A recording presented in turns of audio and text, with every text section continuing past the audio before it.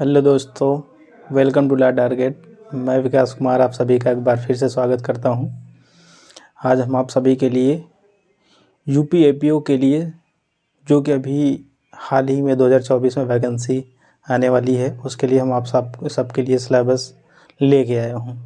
सबसे पहले आपको बताना चाहूँगा कि खबरों में बहुत तेज़ी से चल रहा है कि यूपी एपीओ की वैकेंसी बहुत ही जल्द आने वाली है, और ये सच भी है कि लगभग 220 प्लस वैकेंसी कमीशन को बहुत जल्दी मिल जाएगी और इसके लिए नोटिफिकेशन भी जल्दी ही जारी हो जाएगा।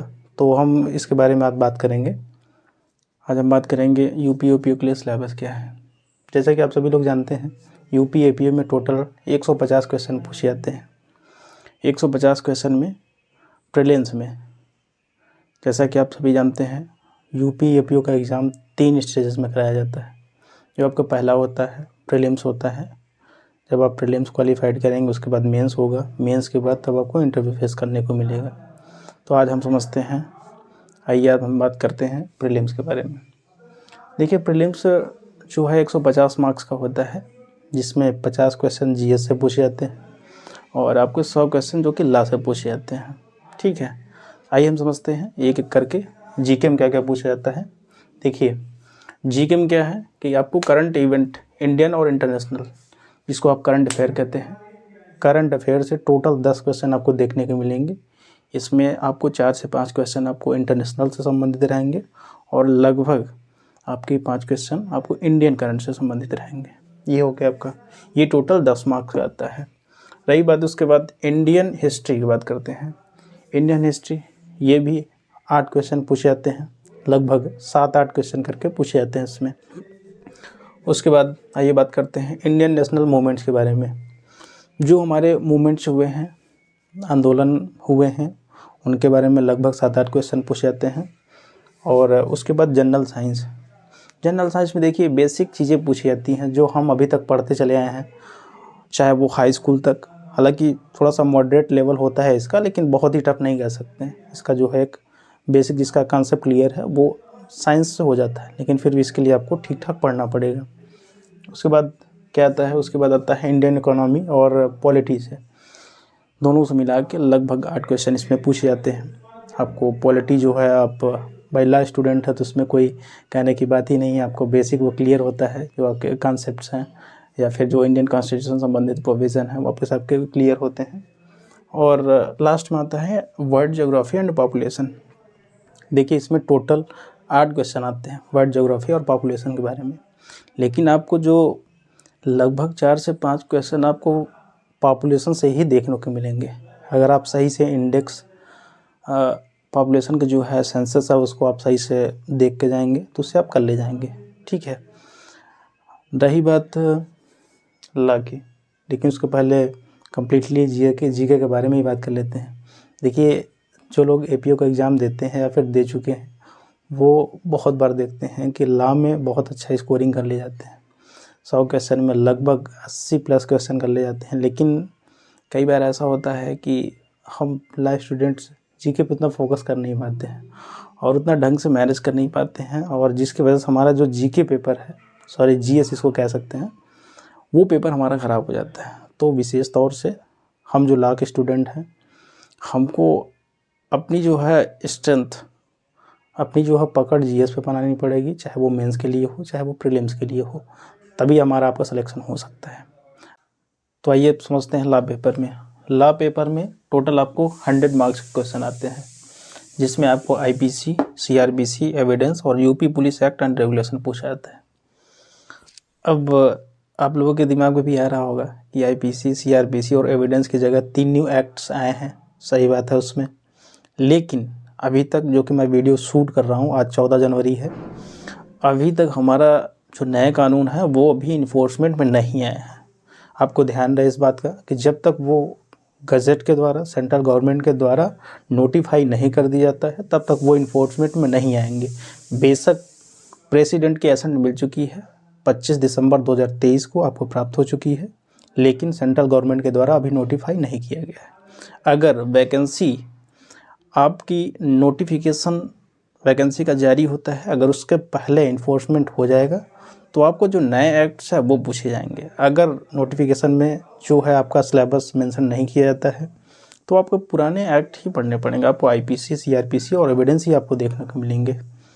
तो ये रहा। तो इसमें आप देख सकते हैं कि जो आपका आईपीसी, जिसको आप बीएनएस कह सकते हैं, इसमें आपको 35 क्वेश्चन देखने को मिलेंगे। एंड सीआरपीसी, जिसको हम नया एक्ट बीएनएसएस के बारे में बोलते हैं, भारतीय न्याय सुरक्षा संहिता, इसमें से आपको 25 क्वेश्चन देखने को मिलेंगे। और रहा एविडेंस, जिसको हम बीएसए बोलते हैं, इसमें से आपको 25 क्वेश्चन देखने को मिलेंगे। और लास्ट में आता है आपका यूपी पुलिस एक्ट, जिसमें से 15 क्वेश्चन आता है इसमें। तो ये रहा आपका कंप्लीट प्रीलिम्स के लिए सिलेबस। आइए हम बात करते हैं मेंस के लिए। तो हम बात करते हैं अब मेंस के बारे में। देखिए, मेंस में टोटल आपके 4 पेपर होते हैं। इसमें आपका 400 मार्क्स का होता है। उसके बाद जनरली आप जानते हैं कि इंटरव्यू होता है, वो आपका 50 मार्क्स का होता है। तो आइए समझते हैं आपका मेंस में पहला पेपर ये होता है जनरल नॉलेज, जो कि आपका 100 मार्क्स का होता है। इसमें आपका हिस्ट्री भी पूछा जाता है और वर्ल्ड ज्योग्राफी, इसमें पॉपुलेशन भी पूछा जाता है, साथ ही साथ करंट अफेयर पूछा जाता है। और भी जितने सब्जेक्ट है, इकोनॉमिक्स वगैरह, पॉलिटी वगैरह, जो आपको प्रीलिम्स में सब्जेक्ट थे वही आपको पूछे जाते हैं। उसके बाद आइए अब बात करते हैं दूसरा पेपर। दूसरा पेपर क्या है? जनरल हिंदी। ये भी 100 मार्क्स का आता है। इसमें जो 10th लेवल तक का, जिसमें कि आपका पर्यायवाची हो गया, मुहावरे हो गए और कुछ आपके पैसेज भी आते हैं जिसमें आपको लिखने पड़ते हैं। साथ ही साथ आपको अच्छा खासा ऐसे लिखने को मिलेगा आपको। आप इसमें जो भी आपके नए नए मुद्दे चल रहे हैं अभी करंट में, उस पर आपको मिलेंगे और साथ ही साथ आप इसमें प्रैक्टिस आपको करना पड़ेगा। और रहा तीसरा पेपर। देखिए, तीसरा पेपर क्या है? In law of Indian evidence, sorry, इसको हम ई बनाना चाहेंगे, लॉ ऑफ एविडेंस, जिसको हम बीएस से कहते हैं, भारतीय साक्ष्य अधिनियम। अभी हो गया है, पहले तो एविडेंस एक्ट ही था। तो अगर आपका नोटिफिकेशन में नया सिलेबस लागू होता है तो उसमें आपका बीएसए पूछा जाएगा, अन्यथा आपको इंडियन एविडेंस एक्ट ही आपको लिखना पड़ेगा। इसमें आपको अकेले 100 नंबर देखने को मिलेगा। उसके बाद चौथा पेपर जो होता है बहुत ही इंपॉर्टेंट पेपर है, जिसमें आपका क्रिमिनल लॉज तथा प्रोसीजर देखने को मिलेगा। साथ ही साथ आपको UP police act and regulation के बारे में भी आपको उसमें लिखना पड़ेगा।